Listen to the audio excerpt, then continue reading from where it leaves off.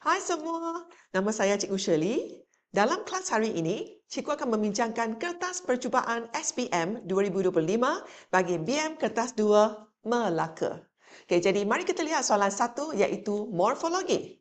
Jadi morfologi adalah tentang kata, perkataan, words dan calon dikehendaki bina ayat berdasarkan perkataan yang dipilih. Okey, jadi mari kita baca soalan terlebih dahulu.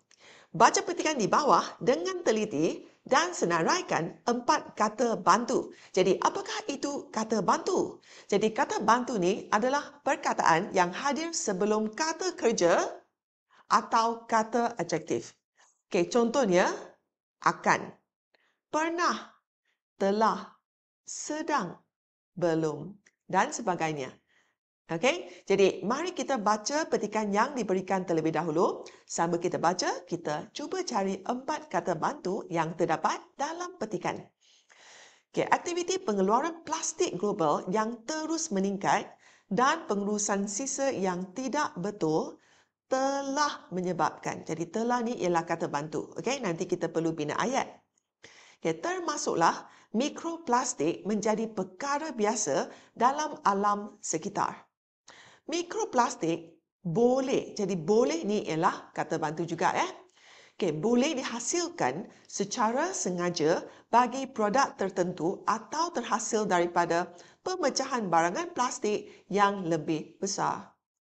Kehadiran mikroplastik yang berterusan dalam alam sekitar adalah amat membimbangkan kerana mikroplastik akan mengancam ke ekosistem dan menimbulkan masalah kesihatan yang serius. Jadi ayat ini ada tak kata bantu? Ada. Nampak tak? Akan. Okey, akan ya. Buktinya, mikroplastik pernah dikesan. Jadi pernah ni ialah kata bantu juga. Okey, dikesan di dalam tisu dan organ manusia.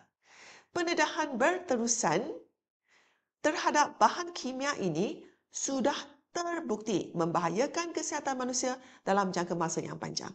Okey, jadi kalau petikan mengandungi lebih daripada 4 kata bantu, kamu hanya perlu pilih 4 saja. Okey, mana-mana 4.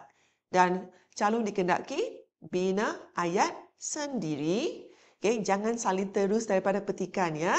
Okey, perlu bina ayat sendiri dan pastikan ayat tu ialah ayat yang matang. Cukup panjang. Jangan guna perkataan tu sebagai peribahasa atau kata nama khas. Okay? Okay, jadi sekarang mari kita lihat jawapan lengkap yang cikgu dah sediakan. Mari kita lihat nombor 1. Okay, telah. Okay, kerajaan telah melaksanakan pelbagai program pendidikan bagi melahirkan modal insan berkualiti. Okay, jadi telah ialah apa? Telah ialah sudah. Already been, have been, has been. Okay? Jadi telah melaksanakan, carried out education program, okay, bagi melahirkan, to create modal insan berkualiti, means the new generation, okay, human, new generation, a higher quality new generation, yeah. Okay, nombor 2, boleh. Boleh means can, yeah. Remaja, jadi kalau nak bina ayat matang, kita guna kerajaan, remaja, ibu bapa, pihak sekolah, okay, supaya ayat kamu akan jadi lebih matang, lebih berkualiti, ya. Okay, remaja boleh mencapai kejayaan cemerlang.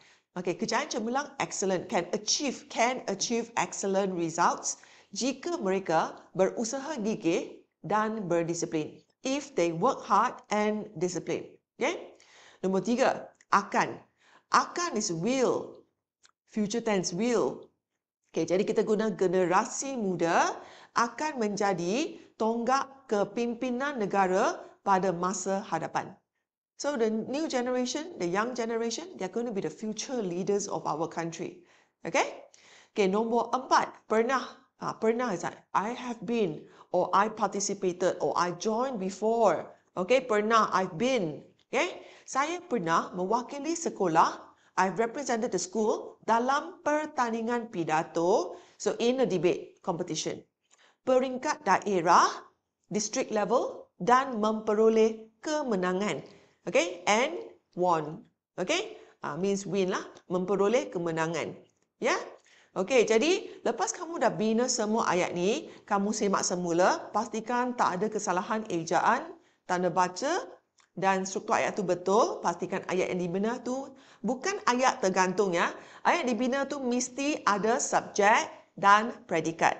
Okey, lepas tu dapatlah 8 markah. Ya, 4 markah untuk telah, boleh, akan, pernah. Okey, dan 4 markah lagi untuk bina ayat kalau tiada kesalahan. 1, 2, 3, 4. Okey, selepas itu kamu sambung dengan soalan kedua iaitu sintaksis.